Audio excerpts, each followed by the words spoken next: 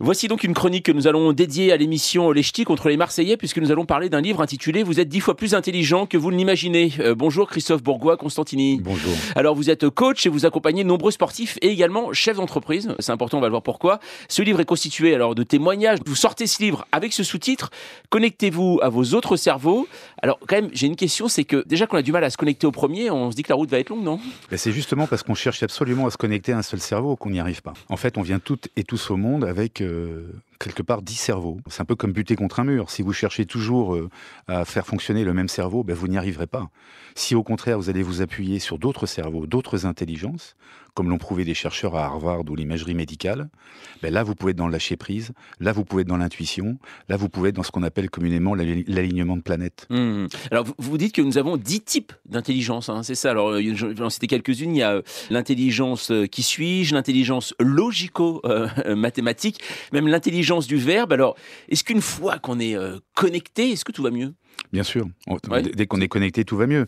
Le seul problème, c'est que dès le départ, on nous fait prendre un cap essentiellement axé sur la logique mathématique et avec l'effet des castes, avec l'effet du culte de la performance.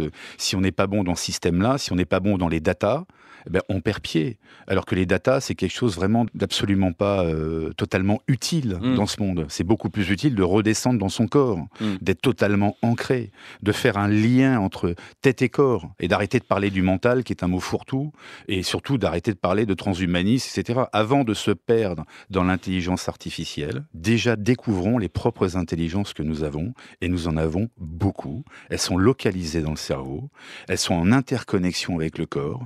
Allons les chercher, c'est juste génial. Si on en a autant, pourquoi finalement on ne nous les fait pas découvrir avant, depuis qu'on est petit ? Mais parce que si vous voulez, encore une fois, vous êtes dans une logique de réussir, d'être dans la performance, le culte de performance.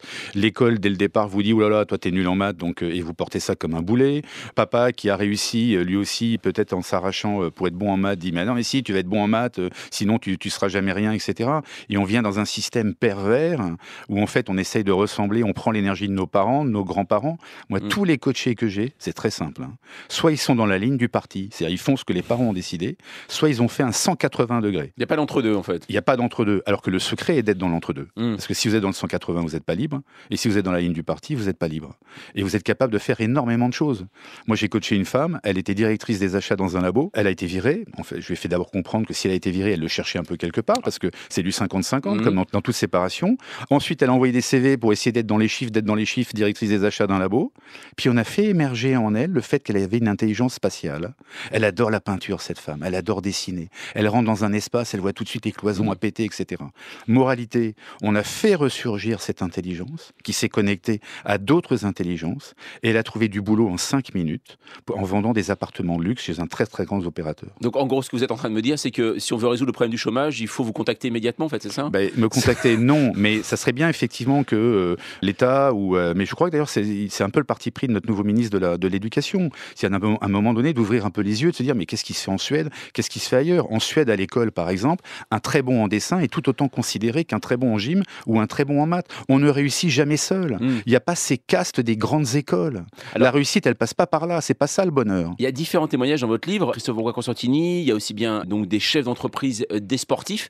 C'est les mêmes d'ailleurs ou pas ? C'est exactement les mêmes, mais j'ai aussi le meilleur ouvrier de France en poissonnerie. Ouais. C'est juste génial. Là, parce qu'il devient meilleur ouvrier de France, parce qu'à un moment donné, toutes ces intelligences se connectent à l'instant T.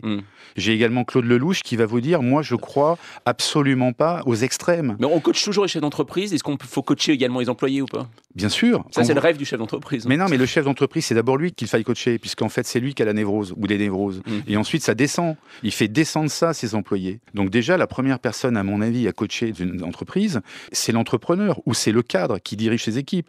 Ensuite, vous avez des techniques qu'on m'a apprises notamment à HEC, qui est du team building, du coaching d'organisation, etc. Moi, je crois beaucoup en l'être humain. On a des ressources formidables. Encore une fois, nous venons au monde avec ces intelligences. C'est prouvé scientifiquement, c'est le concept de Howard Gardner, dans la mouvance des Damasio, des Goldman. Pourquoi est-ce qu'on ne va pas chercher ces pépites enfouies en nous ? Christophe Bourgois-Constantini et toute la journée sur France Info.